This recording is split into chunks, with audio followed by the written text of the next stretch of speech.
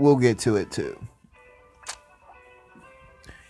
But we end up going through, and we walk through, and we end up going through another section, and he's like, this is the lab. Of course, there's more assistants that are walking through it, and it practically looks cool as life, okay? The lab is actually super cool. It's actually the beginning of the terrain world, and it's where the researchers, they're stationed when they enter into the terrain world. They walk in, and it's actually like their living home spot when they are in the terrain world, so they don't have to come back out. And it basically has like, it's like it's a big building, big building, big huge building, and it has like food, you know what I mean? They have a food area and everything. It's like it's awesome. So that's what ends up happening. Okay. So he shows us that, and he starts talking to us, and he's like, okay, now you guys seen the lab and all that stuff. Now, how they create the lab, it should be pretty cool, okay? I have a feeling that they would make it pretty cool. Now, how they have the lab also is that it is a big-ass building, but also it's big enough. It's huge, okay? But it's huge enough that it can contain humongous Pokemon. Like it can contain like the big Pokemon, like the big tall, like in this gen right now. Okay. It can contain like the, you know what I mean, from the hugest Pokemon. Like, you know what I mean? We know how the hugest, I mean, I'd even say it can contain a Wailord, okay? Might as well say it ahead, like, before I piss them off. Like, how is this gonna work? It can contain a Wailord, okay? It's that huge. Like, it can contain multiple Wailords. Like the place is freaking huge, okay? Like, it's bigger than the lab, surprisingly, but it's teleported, so it's not effectively affecting the size of the lab, okay? Now, how it ends up being is, yeah, it's that huge that you can actually, teleport all that. But it also has sectional sides, like, in the lab area also. Like, it has a sectional C side, which you'll know, and it connects to which will be the ending spoiler. It connects to one of the terrain worlds that's on the end, and it's the underwater terrain. But it's so deep, you gotta dive to go through the underwater, you know what I mean? So that's where, like, you can connect to the sea Pokemon, of course, and they have how they have it. They have they actually have the technology, and they have a machine that actually can scan, and they can actually see. Like, it's like watching a fish tank practically. They can actually see through the depth of their machine, that how it scans everything. It's like how it was on Giratina. The guy, he had his huge ship, the movie Giratina, and it showed it on his little radar machine. It showed how Giratina was moving through his terrain. And it was showing how he was moving, including when it interacted with Dialga. Okay? Now I'm explaining huge legendaries right now, which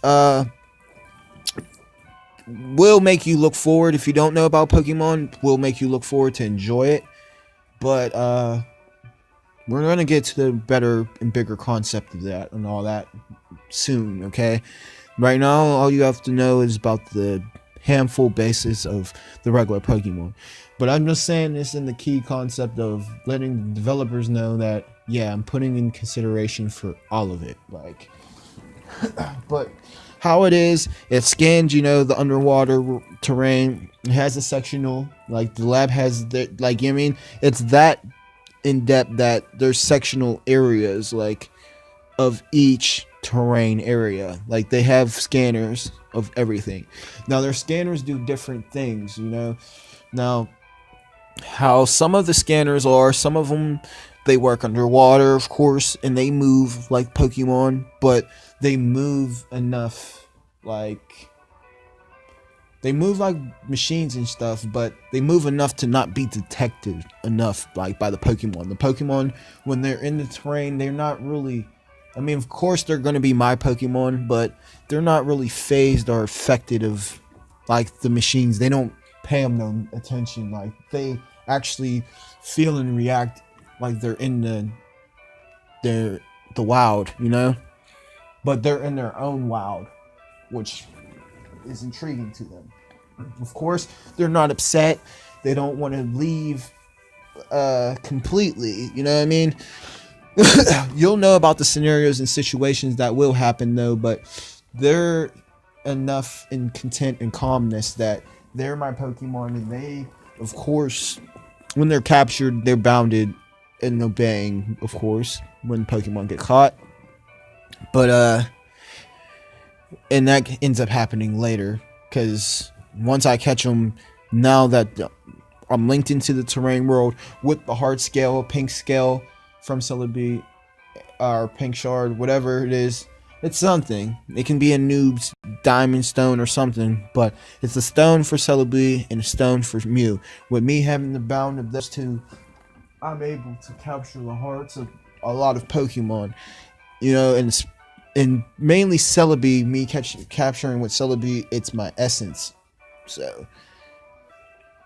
Mew's like my spirit. So like both of them are the same, but they're different kind of.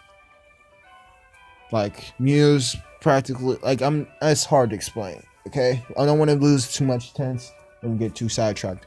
But for the, you know, with the flying types and all that, there's like drones practically. Like they scan and everything. They're just like, and the drone ones, they aerial everything practically, and they do, and they, you know what I mean, some of them are like bugs, you know, bug drones and stuff.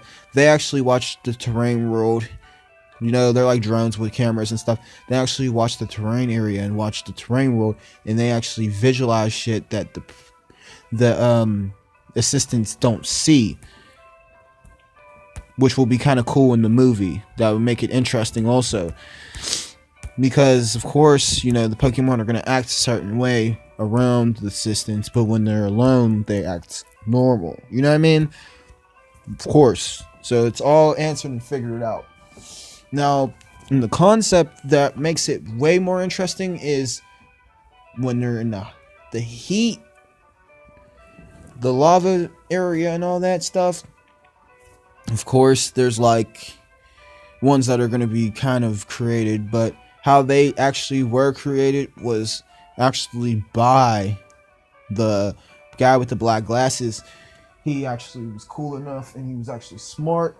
He actually created and like he made him impenetratable, kind of like some of the drones. He made them kind of like in the element that they can't just get destroyed. He kind of made them like they're like virtual, like they're kind of like, you know, holographic. They can't get destroyed, and like they can actually go through ground. Like they don't grow through ground, but they scan above ground and they go through ground. But when it comes to lava and all that stuff, also they don't go through the lava, they scan through it. They can scan through, you know, and portray, like they can even scan through steel. So it makes it more interesting, and it kind of makes some type of sense. So basically that ends up happening, and of course, like I said, there's an underwater section. You know what I mean? Like there's research, like the lab is actually that huge. You know, there's a section where they actually, when the Pokemon come through, they do the scans, they see if they're healthy. That's immediately what happens when they come into the lab. They see if they're healthy, like this cutscene will happen. They see if they're healthy. You know what I mean? They'll see if, you know what I mean, what type they are and all that stuff. Of course, some of the assistants will know, but some of the assistants will be new, and they'll just know and find out what the type is or what type of Pokemon it is. Of course, the new development breakthrough that they just created is that ends up happening while we're at the lab with the professor. He tells us to put our Pokédexes into this type of machine right here, and we ended up doing that, and you know, it ends up grabbing, and I mean, it has our Pokédexes in it, in that blue section, and it ends up spinning around in a circle. Okay, they end up spinning around in a circle and starts glowing, and it reads it. So the machine ends up actually being that smart enough that it can like that, where that red top is, it can bleep out like a satellite antenna, and it can actually read what our Pokédex's input.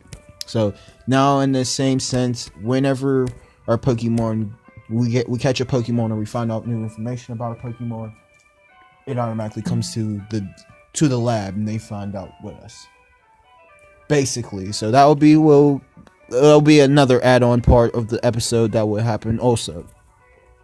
There's so much that's going on in my mind. I'm trying to keep it going because this stuff is contained in my mind. Okay, I'm not looking at no notes, none of that. If I forget, if I lose sight of mind of anything, it's gone.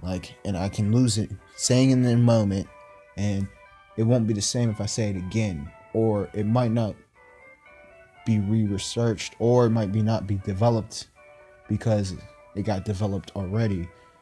You know what I mean? Somebody might not develop it because the add-ons. I already screwed up a bit with add-ons, but like I said, the lab is huge. Of course, there's a food section, there's a healing section, like in the medical section where they, you know what I mean, they test and they try to figure out, you know what I mean, practically a hospital. They do informational section. Now there's a section where they're practically on computers, you know what I mean? They're doing research and stuff. They're personally learning and knowing from the inner terrain researchers that actually physically do the hands-on, you know what I mean, interactional part. You know, they all flip around and take turns, but most of them look the same and look alike, so you don't know or you can't tell, but they all do it because, you know, they're actually willing and cool enough, like, you know, they don't get bored. They make sure that